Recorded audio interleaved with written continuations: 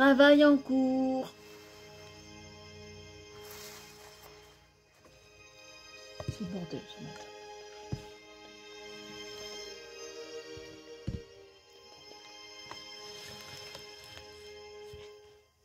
Oui, je pousse. On a l'impression que le temps s'est arrêté, pas vrai, Partout. mais dans la réalité de la pièce, il n'y a pas que les cordes. Il y a aussi des très jolis scintillements, des flûtes, Alors, je des pourrais vous clarinettes, expliquer, mais et là je vous aussi qui explique fait rien en fait. des jolis arpèges. Et tout ça, ça donne vraiment Faut écouter, un oui. tableau féerique. Vous savez, sur la partition, Smetana a dit, là, il y a des fées qui s'ébattent dans le flot argenté. Et ces fées, il les appelle des C'est pas beau ça quand au même. singulier Roussalka, au pluriel Roussalki. Ce sont des fées, des créatures de l'eau et de la forêt. Et c'est ces créatures un peu étranges, diaphanes, qu'on aperçoit uniquement au clair de lune, que font entendre les petits murmures des clarinettes, des flûtes et de l'art, avec le beau thème de l'immobilité des cordes, immobilité et scintillement.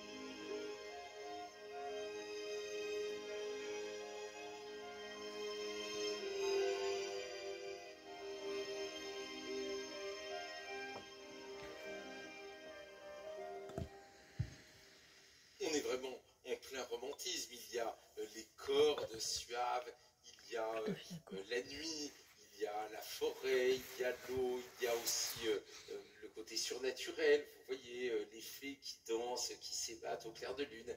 Il ne manque plus qu'un élément, c'est les châteaux. Les châteaux hantés, les ruines de châteaux. Et ça, vous allez l'entendre dans l'orchestre. C'est un petit rythme, pam, pam, pam, pam, pam, pam, pam, pam, qui est confié à 8 cuivres, 4 corps, 3 trombones et un tuba. Je vous propose de les entendre isolés de l'orchestre, puis après, on les réécoutera dans le tutti orchestral.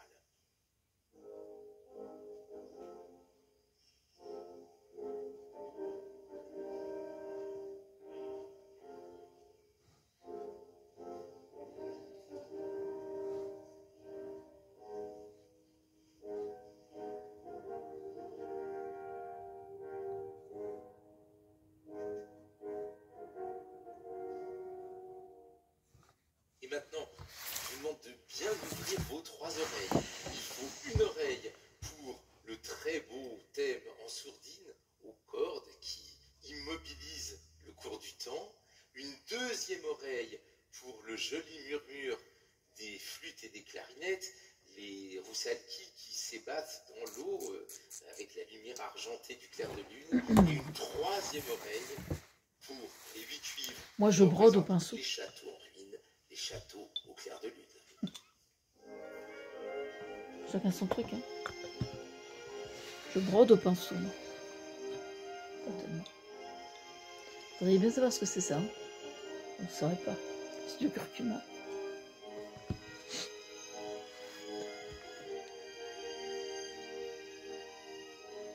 C'est pour rien.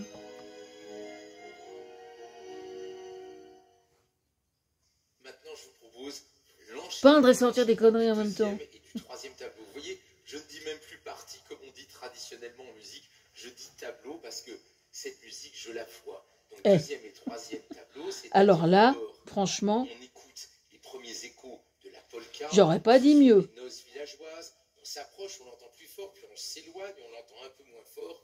Transition, la nuit tombe, le clair de lune, les roussalki, le thème en sourdine. C'est pas le clair de lune, c'est le lever de soleil.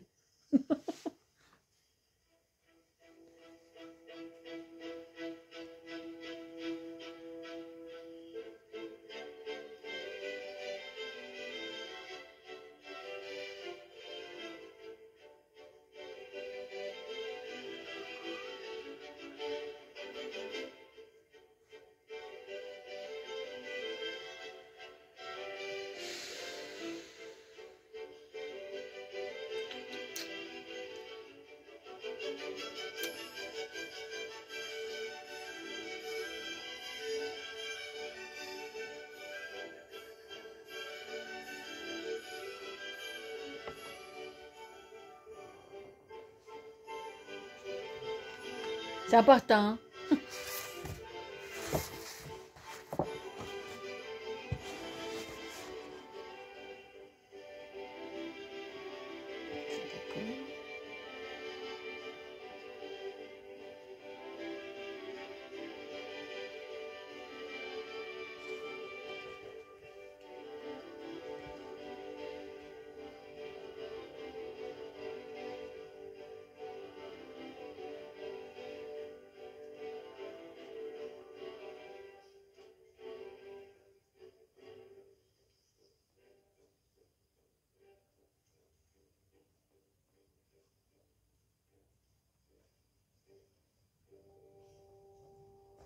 Je sais ce que je vais faire. Non, je vais pas vous l'expliquer. Pas déconner non plus, hein. Je vais pas vous donner tous mes secrets de fabrication. Hein. Déjà, vous avez un bon fond sonore. C'est privilégié, ça.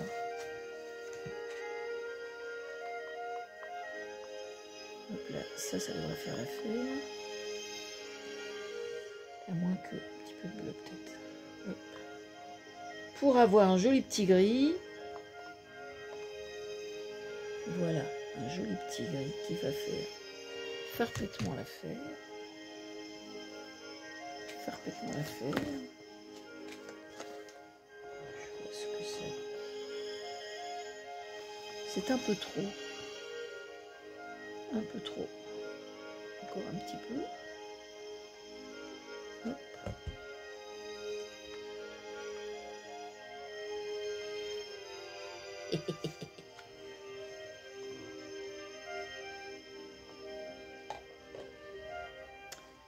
Un peu trop. Bon. Et donc là, nous disions...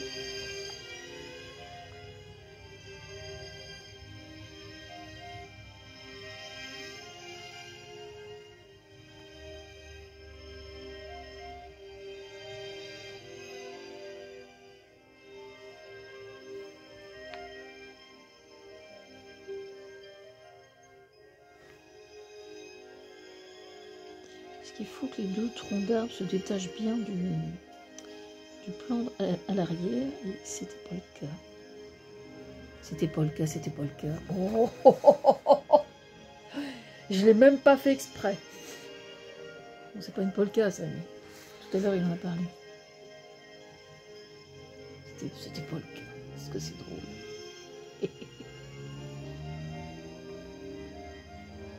C'était pas le cas. Je ne reviens pas. Oui, c'est très joyeux quand je parle. Dans la merde où on est politiquement, je trouve que c'est pas négligeable.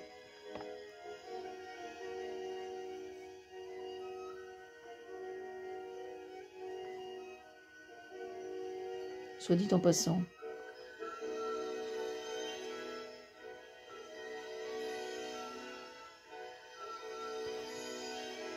Bon.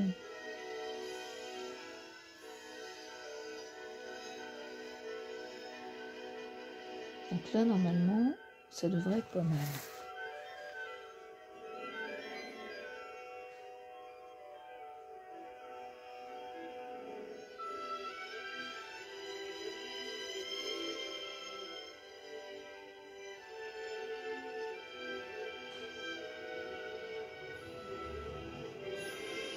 C'est marrant, mon papier aquarelle, il y a des moments où il est imperméable. Presque.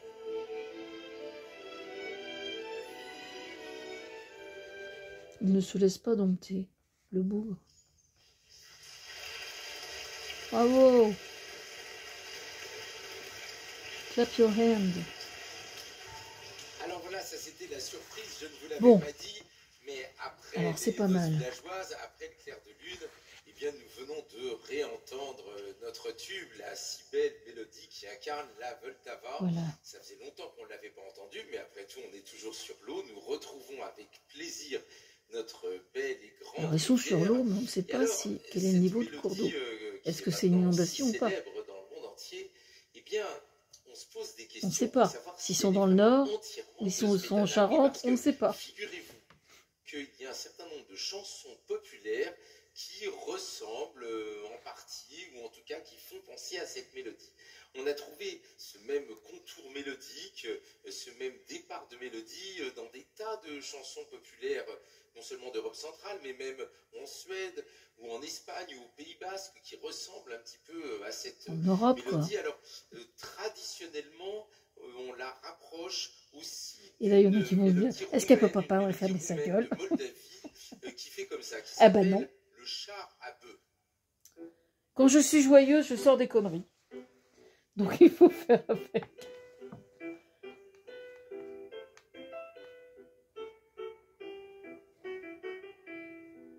Ça ressemble un petit peu, vous êtes d'accord? Mais ça n'est pas fini cette histoire. Parce qu'après les chants populaires qui ressemblent à cette mélodie, qu'on trouve encore une fois dans toute l'Europe, eh bien on s'est mis à regarder les compositeurs classiques. On en a trouvé par exemple dès le XVIe siècle un compositeur baroque italien qui s'appelle Del Biado. Et là encore, on retrouve même de manière encore plus précise la même succession de notes. Écoutez.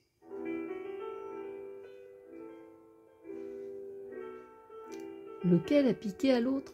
C'est ça qui est intéressant. Mais plus troublant, 8 années avant la composition de la Vltava par Smetana, comme quoi avant Internet ça existait déjà. De Camille Saint-Saëns, français, une œuvre qui s'intitule Rhapsodie sur des cantiques bretons, on trouve cette mélodie.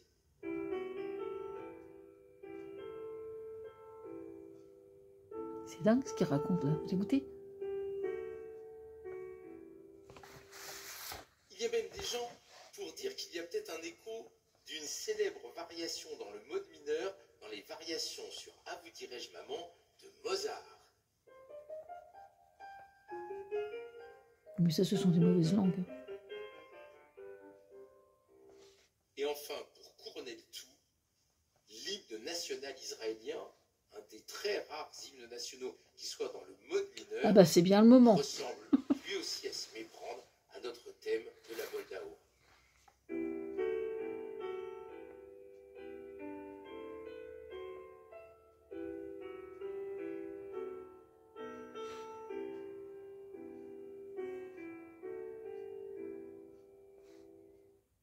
Alors, tous ces rapports, est-ce qu'ils sont conscients ou pas conscients? Est-ce qu'ils sont volontaires ou involontaires? Je dirais imprégnation. Il faut toujours se méfier quand on...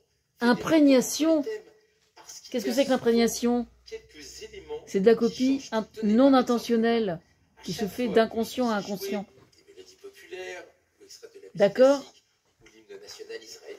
Et je plaisante pas quand je dis ça en plus. C'est quand on compose une mélodie, on est super content de l'avoir trouvée, puis d'un seul coup on se rend compte 6 mois après que oh merde, ça existait déjà. Mais on est de bonne foi. Ce qu'on appelle nous les musiciens ternaires. Je plaisante pas quand je dis ça en plus. 1, 2, 3, 1, 2, 3, etc.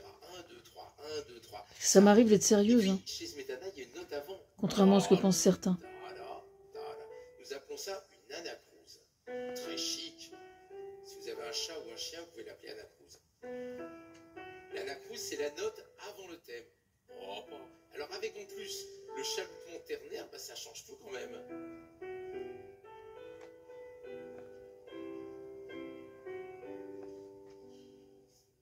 Alors, chers auditeurs de France Inter, après cette petite exploration pianistique à partir de la si célèbre mélodie de la Vltava, je vous donne rendez-vous dans quelques minutes, car il est bientôt l'heure du flash.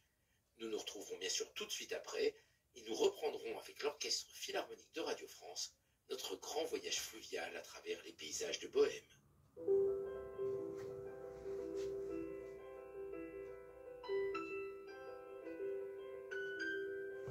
Je vous montre l'ensemble. Là ensuite, je croche devant moi, ça reste quelques jours, et à chaque fois que je mange à cet endroit-là, je regarde mon tableau, et comme ça je vois ce qui déconne ou ce qui déconne pas, ce qui est bien, ce qui est pas bien, ce qu'il faut corriger, ce qu'il faut etc., etc. Vous voyez ce que je veux dire? À l'écoute des